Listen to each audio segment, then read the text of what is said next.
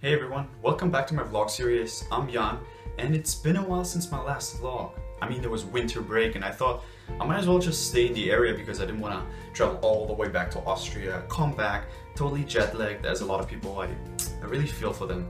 But I thought I don't want that, so I'm just gonna stay in the area. So I went to China, I went to Japan and Hong Kong. And I have to admit, I met a lot of people along the way that actually go to Yale-NUS, and two actually I met totally randomly. So I just walked along the streets in Hong Kong and poof, there was somebody who I knew from Yale-NUS. This is the great advantage that you have if on a campus you know almost everyone. So in this video I'm mainly going to be talking about my trips to China, Japan and Hong Kong, and also Macau, which was a short stopover just to see the Portuguese colonial city. And I'm going to be covering a few things that are related to what I personally think about my experiences during break. And I mean, it led to quite a bit of a change for me. I mean, shaving off the beard, that was a huge change for me, I have to admit. But now I'm having a clean start into the new year, the new semester. So I'm also going to be talking about the outlook that I have of the new semester here.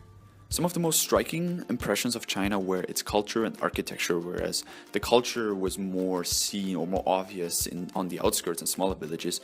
Whereas in Shanghai, for example, it was more the architecture that left a huge impression on us. So we went up to the observatory tower, and it was really scary to walk on the glass floor. It took me a while to get over my fear. The pollution in China wasn't actually always that bad, and sometimes it helped create an orange color during sunsets. On the streets, it was always very lively, and always, of course, I got bubble tea whenever I had the chance. Suzhou, the city that we were staying in, is sometimes called the Venice in the East because of its many canals. But having been to Venice in Europe, it does look quite different. It's just the presence of the water that makes it sort of similar. But it's a nice comparison to draw, having been to both places. What was striking about Suzhou was its gardens. So we went to this humble administrator's garden, and I would not mind doing all my studying, all my work there. It was really a great place to be in, especially during a sunset. It was just very touristy. And also what the garden had was a cave where you could just walk up the stairs and get a really good view. So I wouldn't really mind having that in my garden one day. So it does give sort of ideas of how to make your own garden in the future. Apart from the environment and the culture, it was also the students on the program that made it very enjoyable. We were all from different backgrounds, different schools sometimes even, and especially different majors.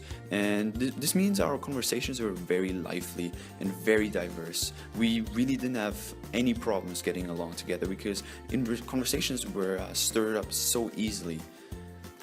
The program itself was very diverse as well, so we were able to visit companies, state-owned, private, some technology-based companies, which gave us a good exposure to what the Chinese business environment is like.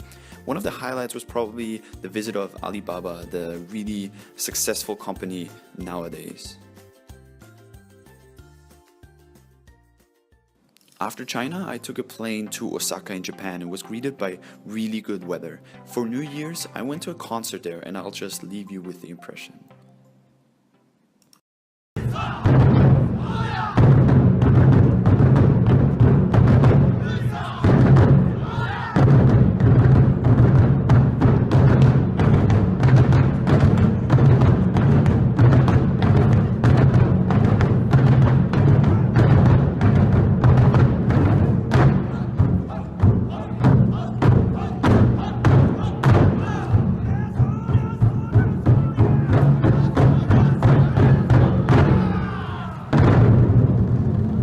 As already mentioned, in Osaka, Hong Kong, and China, I met up with people from YNC who just happened to be at the same place that I went to for my break. This really shows the international and really diverse student body that we have at Yale-NUS.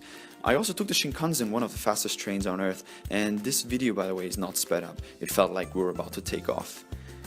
After Japan, I went to Hong Kong, which was a city that really exceeded my expectations, both in weather, yes, I am fanatical about good weather, and also in terms of scale. So no matter where you went in the city, if you looked up, you couldn't really see the sky, which means that the good weather was basically of no use. But it was very interesting to notice that you could just take a ferry and get away from the hustle and bustle of the city.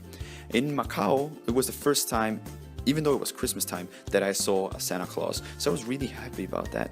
And in Macau generally, it was kind of a shame to see that casinos and hotels take up more publicity than the old colonial buildings, because it was very nice to see the big contrast there.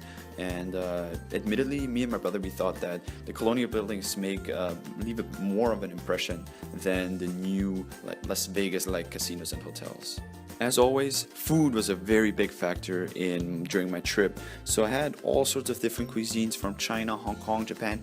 Everything was different, but the most interesting one I probably had in China, which is a pagoda.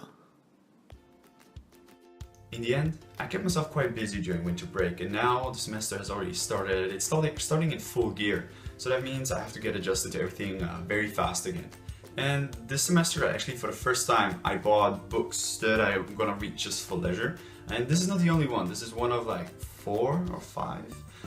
So I have quite a few things planned for this semester. Let's see how successful I'm gonna be at actually doing that.